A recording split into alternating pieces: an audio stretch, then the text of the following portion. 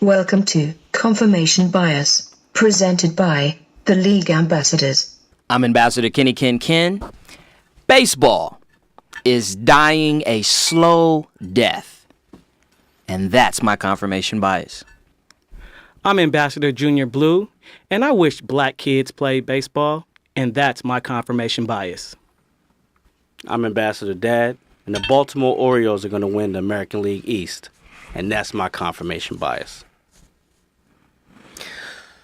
I'm Red O, and this will be a sad year. This is the first year I've never had the chance to listen to Vince Scully call a baseball game, and that's my confirmation bias.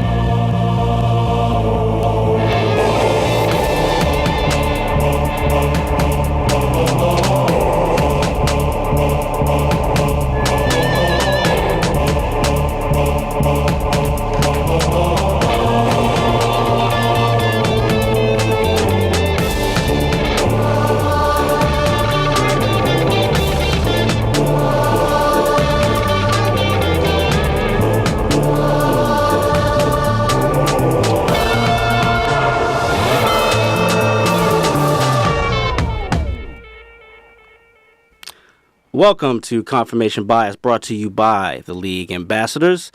I think we need to pick it up a little bit. Omar kind of made everybody sad with that Vince Scully shit. As a reminder, you can check us out on social media across all of our handles, Facebook, Twitter, Instagram, Snapchat at our handle, at The League AM. You can also come check us out on our website, theleagueam.com, where you can check out all our content, especially our new page, Diplomatic Community, where fans and viewers can post anything sports related. If you got a story, please tell it. Shout out to Miss Cam. Yeah, and shout out to Nutso for curating that. Please download Confirmation Bias. You can subscribe to the podcast on iTunes, Stitcher. He meant Jasmine Cameron. I'm just going by what her name was on. Thank you for cleaning that up, sir. Also, Google Play or just anywhere where you download podcasts. This is actually episode 6 already. Today we're going to discuss a little bit about the Eastern Conference NBA playoffs, and mostly we're going to talk about America's pastime, Major League Baseball. This is what they call it used to do. So we're going to attempt to answer some questions regarding baseball, but first, I just want to briefly talk about the history of baseball, which is extremely vast. I'm going to do my best to make this brief. Baseball is a game that is played with 9 batters and 9 fielders. The team who scores the most runs at the end of 9 innings, which are the frames that baseball is holding to like quarters and other sports. You have the top of an inning, which is where the away team will bat and the home team will field, and the bottom is vice versa, where the home team will hit. If the game is tied at the end of 9 innings, unlike WBC, it will actually keep going until there's a winner. So that's called extra innings. As long as the home team gets a chance to bat, they can get a chance to win, and you keep going. The way that you score in baseball is you try to advance your runners through through walking, hitting, stealing, through 4 different stations, which is called a baseball diamond. So you have first base, second base, third base, home plate, and basically if you cross home plate, you score a run. Pitchers are key because they basically initiate and dictate the pace of the game. It's the only sport where defense actually starts off the play. And the pitchers and the fielders' job is to not let you score runs. You get 3 strikes in your route. If you get 4 balls, you walk and go to first base. And basically that's baseball in an extremely short scope. It's a very, very intricate game with a lot of written rules, unwritten rules. So that's baseball. So let's talk about when this sport actually started. So the earliest mention of baseball is actually in the 18th century, which is back in like 1791, which is the first time it's mentioned. but it's widely known that the universal date is 1839 in Pittsfield, Massachusetts. The first recorded team to play in the modern rules were actually the New York Knickerbockers, ironically. This was in 1845, and then they played as a social club. The club members formulated the Knickerbocker rules, which basically laid down the groundwork for the basis of the modern rules that we know today. In 1857, there were 16 New York area clubs that formed the National Association of Baseball Players, which is the NABBP, which was the first organization to organize the sport and establish championships. The club grew in numbers over the years, and at this point, it was basically a minor or amateur sport. But in 1868, the NABBP created a professional category for the 1869 season. The first team to declare themselves as a professional team were the Cincinnati Red Stockings, which I find that name hilarious. So the Major League Baseball organization that we know today started in 1903. So there's a lot of people that are intricate that we should mention within this story, but I'll just start with a couple here. And like anything in this country with sports, there's an argument about who actually founded the sport. So as American as anything, as baseball or apple pie, they figured this out through some sort of litigation. That's how this country is run. Through a commission of two people appointed to determine who the father of baseball, because there was a disagreement between a British writer and an American writer. The father of baseball was named to be Albert Spalding, so America won. Which is ironic because he actually never knew that he was the father of baseball because the commission was done 15 years after he died. Which is totally American. Yeah, exactly. The first commissioner of baseball was Kennesaw Mountain Landis. He was the first commissioner from 1920 to 1944. Before that, the American League and National League presidents basically presided over the sport. And I'll get into why that kind of started in a little bit. It's widely known that Jackie Robinson was the first African American to play in Major League Baseball in 1947, but that isn't completely accurate. Before integration, there was a gentleman's agreement to exclude non-white players until 1947, and during that time, a lot of black players would actually represent themselves as Indians, American Indians, South and Central Americans. The actual first black player... I got Indian in my family. Exactly. The actual first black player in the to play minor Major League Baseball is Moses Fleetwood Walker. He had a brother. That is a $12 name. Yeah. And he and his brother were both unceremoniously dropped by a multitude of rosters throughout the 1880s, which actually brings me to the Negro League, which I think we should definitely touch on a bit, which was started in the 1880s, mostly as a minor league association in the Northeast.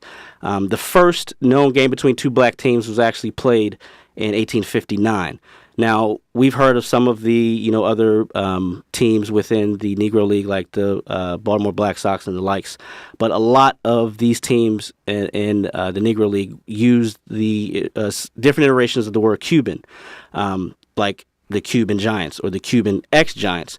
And the reason why is because at this time, the U.S. had a good relationship with Cuba, so a lot of black players who were on these teams would actually use that to basically do the 54 fake out and fake out white people to think that they weren't watching Negroes. My grandfather played for the Negro Leagues. That's awesome.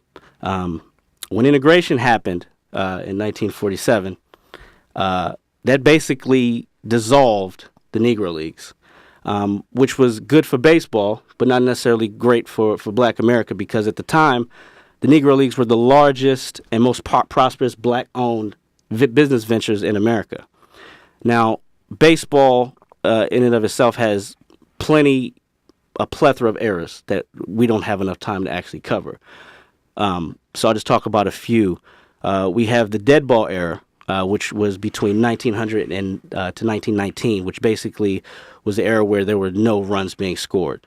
Then in 1919, we actually had the Black Sox scandal, where players were actually throwing games On the take. for gambling purposes, which is the reason why, if you take a look at that timestamp, they created a sole commissioner of baseball. They did that the very next season. Then we have integration around 1947 when they started allowing black players to actually enter the major leagues. We also have the expansion era, which basically means the strike zone was expanded, which resulted in a lot of lower run games because basically it gave the pitchers more of a plate to work with and made it harder for hitters to get on base. And then more recently, we have the steroid era, a.k.a. the long ball era. Big necks. Where everybody was juicing. I'm talking about the clear. And little balls. I like what you did there. The clear and the cream. That was full in effect. And, we had Mark McGwire, Sammy Sosa's great battle in 98. And then we had Mr. Barry Bonds, who obliterated all of that shit. Allegedly. Allegedly. Under the influence. Yeah. And he has all the records, but it's been about, I don't know, more years than it needed to be for him to be in the Hall of Fame, and he's not in. So that tells you a lot about that particular era. So the history of this sport is extremely vast, and it's too much to actually cover, but it's been our pastime for however long it's been in place. So the question I want to pose to the fellas is baseball still America's pastime? It's past its prime, that's for sure. Yeah, I think a pastime is always a pastime because a pastime just is a reflection of history. Whether it's relevant, pertinent in the mainstream, I would say it isn't. And I think you look at it from however you want to look at it, from a media standpoint, where the two most important games in baseball, the All-Star Game, the World Series, low ratings. They have fallen off by 60% in the last 30 years. Speaking of the All-Star Game, the World Series until last year's World Series had been on a 13-year decline. In fact, the World Series of 2008 and 2012 were the lowest rated World Series period. You look at the audience, baseball has the oldest average age of fans or viewers at 55 years old, which is accounted for only 30% of the U.S. population. You also look at the fact that when you talk about attendance, baseball has the highest no-show rate. What no-show rate is it's the amount of people that actually come to the game, not the amount of tickets that are sold. Baseball, as do all sports, have an incentive to publicize what the attendance number is. Because if you listen to a game, they only tell you how many tickets were sold. Exactly. When you look and you look around, they tell you it was sold out at 45,000, and you look around and the stadium is half empty. The Dodgers consistently sell 4 million a year. I've been to enough Dodger games where it ain't 4 million. It's not exactly, but they have an incentive to do it because of their revenue sharing agreement. So they and as do all sports, they're going to publicize, because there's no sort of parameters or control around it. They're going to publicize what that larger number is. But then when you also just look at the interest and the participation in the sport, Bob Manfred, when he became commissioner, literally said baseball must address its flagging connection to young people or risk losing a generation of fans. Less and less kids are playing baseball. ESPN did a fan poll for the young audience to list their favorite sports players. A baseball player was not mentioned in the top 30. So you have a sport where from an audience, from a media standpoint, the numbers are trending down. From an audience standpoint, the numbers have been low. The only reason why their revenue is so high is because they build the biggest parks out of all the sports. They have the largest stadiums. So they're going to make a lot of money, which they still are. But the attendance, the viewership is down, and then they are struggling to connect with a younger generation. That to me says that while it may be America's pastime, again, that's from a historical standpoint, it's not nearly as relevant as it used to be. It's not America's pastime anymore. That's football. But that does not mean it's not mainstream. Now, comparable to where it used to be, I think it's hanging on by a tendon, like off a cliff. What does pastime mean, though? When you say when you say it's no longer America's pastime, but football is, like, what does that mean? Because football is to me, baseball was where football was. Football is where baseball was at one point, where it was the number one sport. It was what everybody was playing out in the streets. It was what kids aspired to be. That's no longer the case. Mm-hmm. That's football. That's the Sunday. The NFL owns a day of the week. No other sports owns one day of the week. Right. So to me, that means football is America's favorite pastime. Maybe that's what I should have said. America's favorite pastime to me is football. It's the number one sport in America. So yes, I think baseball, part of their problem is they were so rigid when it came to change. They refuse to change, and time will pass you if you refuse to evolve. And they're trying to catch up now, but the question is it too late? In what way? In what way would you say that it refused to change? Because from a digital standpoint, they actually were the front runners when you look at like the three major American sports. Talking about the game. So you're saying the game itself? Yes. In terms of like how it's played, how it's played, the length of the game. They have these. It's the purists. They have these people who just want the game to stay the same. And they're the ones holding it down. As if it was we're still in the 1930s, because that's when their heroes were, and they refuse to even try to adopt anything like they've been doing the designated hitter experiment for how long? Right. Like at a certain point, it's not an experiment anymore. It's like figure something out. Like make a decision. Yeah. Well, Les, you mentioned they're the ones that are holding it down. Do you think it's too much of a good old boy network type feel to it? Definitely. I mean, that's what baseball is. I mean, you look at younger players, like he said, the purists, they don't like bat flips. You have to run out I mean, there's certain things in baseball that if you change the speed of the game, more people will watch it. Even if you took the number of games down, they play 162 games. There is no urgency to go to a game. Because there's one every day. Exactly. There's one. Yeah. You also, if your favorite football team, they play once a week. Your favorite baseball team plays 6 or 7 times a week. I mean, that's oversaturation. And in today's world where everything is instant gratification, exactly, the young people aren't going to gravitate towards that. And then that. sometimes you have these games that go to midnight. Right. Because it's 14-hour games. 14-inning games.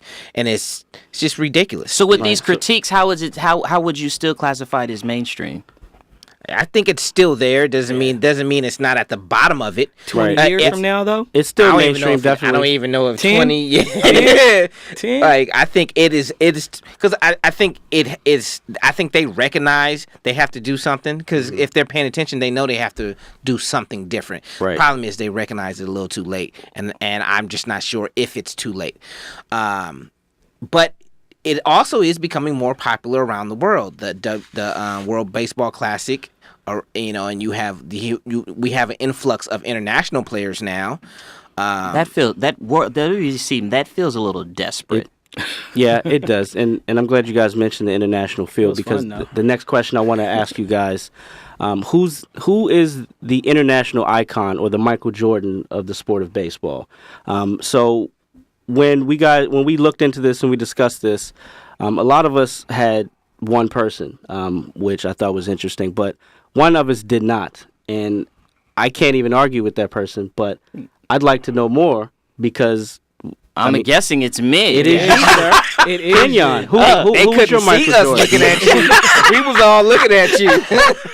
Babe Ruth. Yeah, I had Babe Ruth. So I guess everyone else had Willie Mays. Yeah.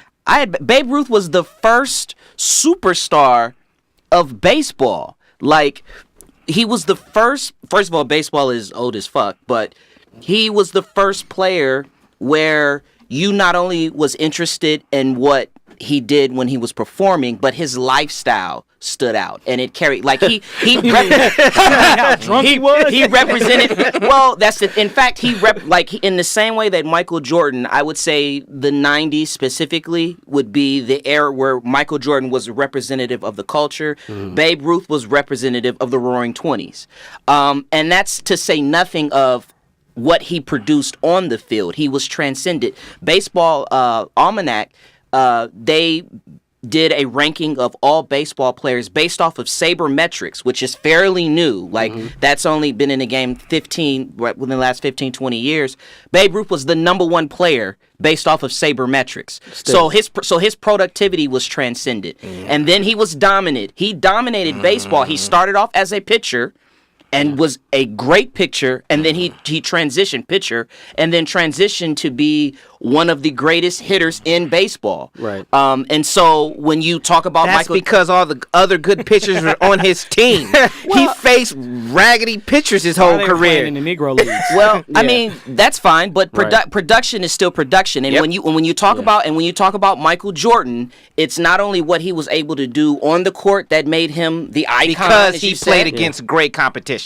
Right. The best quote I saw was, if Barry Bonds can't be allowed in the Hall of Fame because of performance enhancing drugs, then Babe Ruth should not be allowed in the Hall of Fame because of performance enhancing racism. End quote.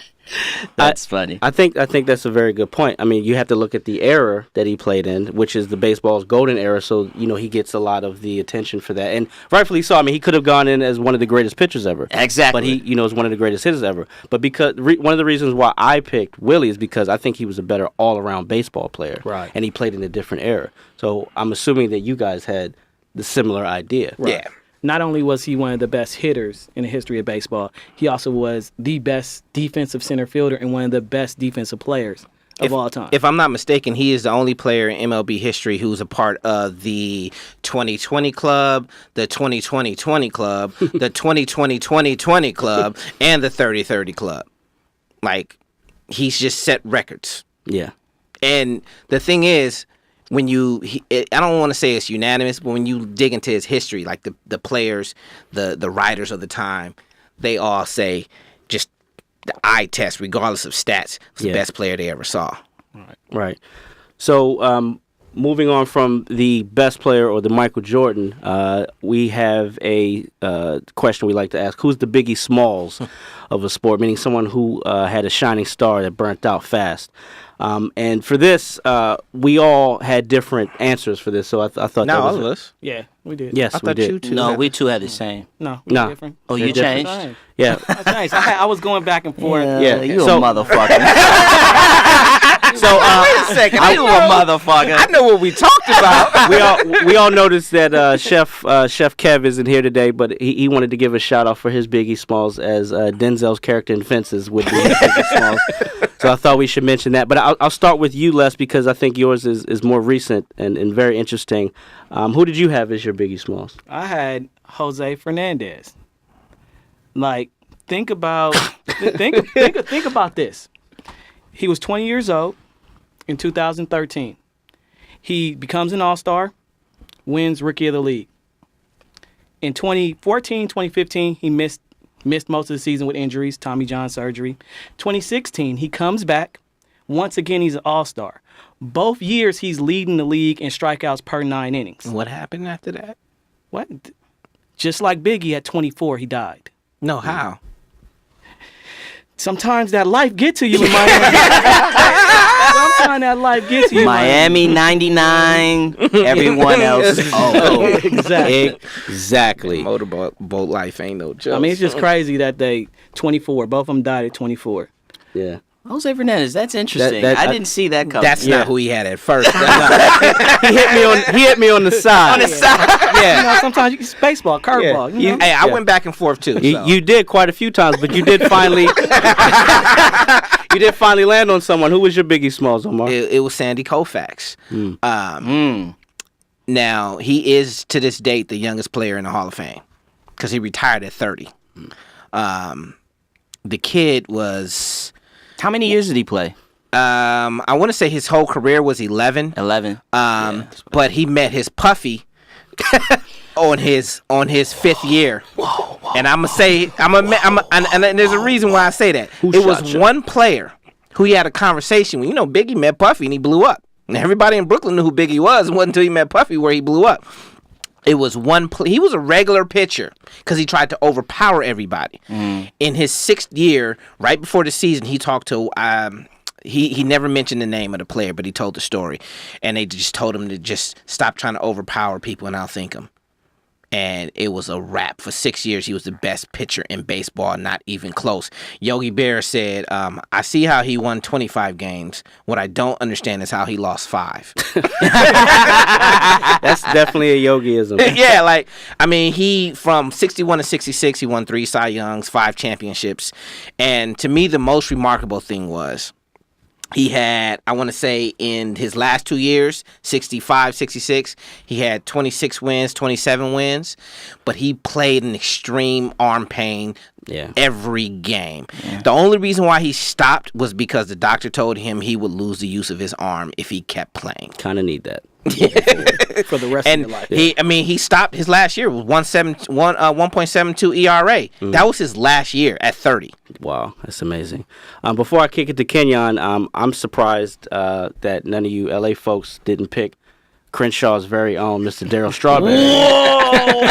That's who I went with. Strawberry was the first player in the hood because we play baseball every day. Everybody wanted to be Darryl Strawberry when we play baseball against each other. He had a long career, but That's he a was whole nother show. He was hot to him too. Hey, he was hot for 9 seasons. He won Rookie of the Year. He was 8-time All-Star, but ultimately cocaine won. The life. 99 If Miami is 99-0, cocaine is 107-0. And also, I teetered between your choice. And if no one mentioned it, I thought I had to. So Bo Jackson. I mean, it's funny. Like you guys thought about it, which is dope. I never thought about it. No. I'm saying you guys thought about, who the like you thought about this question. Yeah. I didn't even have to think about it. It was instinctive. It was like, oh, Bo Jackson. And so then, you go to build your case or whatever. And Chris Rock said the same thing in an interview 2 years ago. He was actually discussing his top 5 of rap. And Ebro was like, Biggie's not in your top 5, and he was like, Biggie is like the Bo Jackson of rap, and I was like, yo, and for me, the reason why it was instinctive was just because Bo Jackson was that guy, and he might be the greatest athlete ever. He murdered in baseball. Obviously, he played football, and the comparison there is, besides being short-lived, is there was the lifestyle that Biggie was juggling. That he was the man and having that life and being the man in Brooklyn and rolling with Puffy. And then there was hip hop and there was rap. And for Bo Jackson, he's an athlete. There was football where he was juggling the football, but then there was baseball. And baseball had never seen a guy like him ever that can hit 220, that could hit that hard, that was that athletic. That's fine. That was but it was a part-time hitter. It was a part-time job. Hey, Kenyon, he outran a grounder to second base. Exactly. No, not to second base, to the second base. He did things that you had never seen before in baseball. Except for baseball, your job is to hit the ball, and he hit. That's part of your job. His highest batting average was 270. That's fine. And that was 1 year. And I would say that's part of your job. I would say he wasn't a full-time baseball player. He was a part-time baseball player, and he was good enough to be an all-star. Yeah. So he got there on athletics alone. I'm not saying he wasn't the freakiest. He was fun to watch. I'm sorry, but he wasn't a great hitter. But he wasn't a great hitter. Is it not athletics? He wasn't a great hitter. And if you're going to talk to me about baseball, right. It's pitching and hitting. To me, he wasn't a great. He was a freak of nature. There's fielding. There's base running. That's the reason why they call it a 5-tool athlete. I get all that, but we talking about the superstars. It was pitching and hitting. We're not talking about superstars. We're talking about who was the Biggie Smalls. Right. That could be a superstar, or it could not be a superstar. And Biggie wasn't hitting 220. And fellas, I feel Biggie got in the booth and was one take wonder and 300 every game. Hey, Biggie was 600 pounds and cockeyed. And that feels like a great place to land. We will definitely come back to baseball throughout confirmation bias, and we'll dedicate a show as well later on. Before we get out of here, I wanted to talk to you guys about the Eastern Conference playoff race. Is the East wide open? Right now, as it stands, the Cavs and the Celtics are tied before any games were played tonight. And the Cavs lost tonight. Okay, so then now they're not. The Wizards are 2 back, and the Raptors are 3 back. Everybody else is way the fuck down. Fool's gold. Ain't this what all the rest is about? So they'll be ready for the playoffs? And he's not really resting. He's not really resting. I don't think that they care about the 1 seed. I do struggle to see somebody beating them four times in a 7-game It's fool's series. gold. That's what it feels like. Definitely, I mean, the one stat that is going against them right now is no one has ever gotten to the NBA Finals with a defensive efficiency greater than 20, and right now they're at like 25. But even that, you could argue that because we've talked about on a couple of different episodes of Confirmation Bias already that defense is optional in the United States. Optional.